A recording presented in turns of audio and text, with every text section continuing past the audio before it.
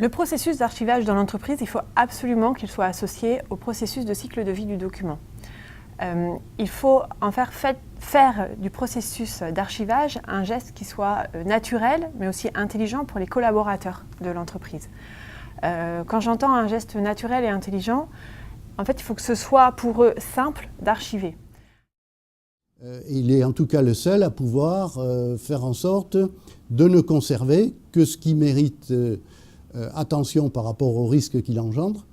Et donc à ce titre-là, d'entrer dans ce qu'on appelle un processus d'archivage, en générant à travers ses activités au quotidien l'activité archivage pour ce qui concerne son processus métier. Le processus d'archivage doit être pris en compte à tous les moments du cycle de vie du document. C'est-à-dire que dès lors que le document est créé ou collecté dans le cadre du processus d'activité auquel il est rattaché, jusqu'à sa destruction, voire jusqu'à son versement aux archives historiques ou définitives. Cette prise en compte du processus d'archivage pendant tout le cycle de vie de l'information est en fait la prise en compte du processus d'archivage au sein même du processus d'activité auquel sont liés les documents. Parce que archiver ou procéder au versement d'un document d'archive lorsque son utilité n'est plus réelle ou lorsque le contrat est en fin d'exécution va faire prendre un risque important à l'entreprise et au process d'activité, puisque entre-temps on aura peut-être perdu le document, il aura peut-être été modifié, il aura peut-être été sorti de son contexte, et donc son authenticité, sa fiabilité peut être remise en cause, que ça soit par le juge, mais là aussi c'est important, notamment quand on parle des documents de mémoire, peut-être par les collaborateurs eux-mêmes qui ne pourront plus identifier quelle était la source, quel était l'auteur ou quelle était l'époque à laquelle le document a été créé ou collecté. Le processus d'archivage doit être pris en compte dès la création ou la production d'un document, et si l'on regarde de plus près, si on affine un petit peu, en fait le processus d'archivage doit être pris en compte dans le process activité lui-même, pour qu'il n'y ait pas cette rupture et la question que l'on peut être amené à se poser, à quel moment j'archive le document, à quel moment je le verse dans le système d'archivage. Et cette intégration du processus d'archivage au sein même du processus d'activité est d'autant plus cruciale lorsqu'il s'agit d'informations à risque, c'est-à-dire des informations dont on ne peut se permettre une conservation qui pourrait porter à conséquence en termes de fiabilité, d'authenticité, d'intégrité, qui risquerait de ne pas prendre en compte toutes les conditions nécessaires à la préservation tant de la preuve que de la mémoire. Intégrer le processus d'archivage au sein du process activité nécessite le respect d'un certain nombre d'étapes, un phasage, on parle de cycle de vie du document, c'est-à-dire que l'on va prendre en compte à la fois les besoins d'accès, les besoins de typologie de la valeur pour laquelle le document ou les documents vont être conservés, le contexte, je pense notamment à la partie auteur. Je vais prendre l'exemple d'un projet ferroviaire pour expliquer un petit peu ce que veut dire archiver dans le cadre d'un projet ferroviaire. Un projet ferroviaire, c'est très long. La construction d'une ligne nouvelle, ça ne se fait pas en 3 mois. Ça se fait un nombre d'années, c'est très conséquent avec toutes les phases. Et en fait, il faut lui donner les éléments pour qu'il archive au fur et à mesure. Voilà. On ne peut pas archiver dans le cadre d'un projet ferroviaire à la fin. C'est vraiment le risque de perdre de l'information, de ne pas bien archiver et de ne pas le faire de façon efficace.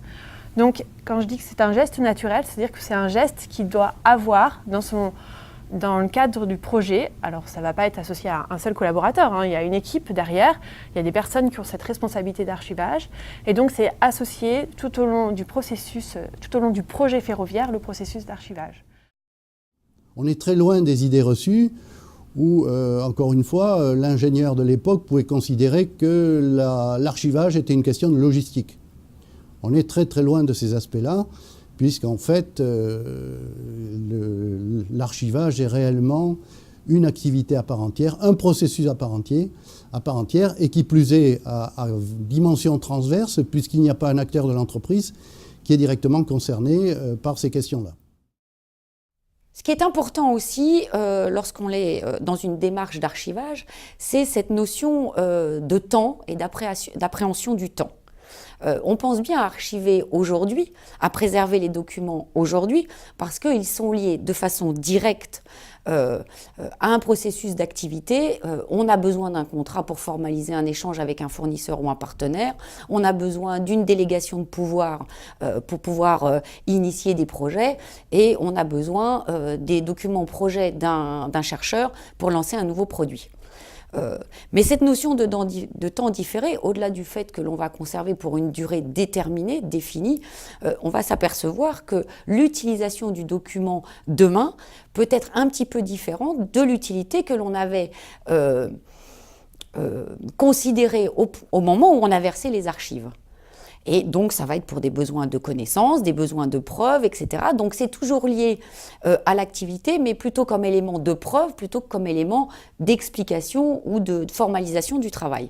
Et ce qui est le plus difficile avec la notion de temps différé, c'est de savoir et d'imaginer, parce que c'est quasiment impossible, à quoi pourraient servir ces informations, ces documents dans le futur. Donc on a bien les besoins aujourd'hui, demain, après-demain, et l'après-demain étant certainement le temps que l'on maîtrise le moins. Le CR2PA, le Club français de l'archivage managérial, met en avant cette notion de temps différé. De quoi s'agit-il? Quand vous produisez un document, vous savez à quoi il va servir. Vous êtes engagé dans une relation contractuelle ou vous faites un projet de recherche et vous avez besoin de produire une note qui va décrire la situation aujourd'hui. Ce document, dans sa valeur primaire, devra peut-être être archivé. Mais on ne sait pas quand ni dans quel contexte il pourra être de nouveau utilisé. C'est un petit peu ça, cette notion de temps différé.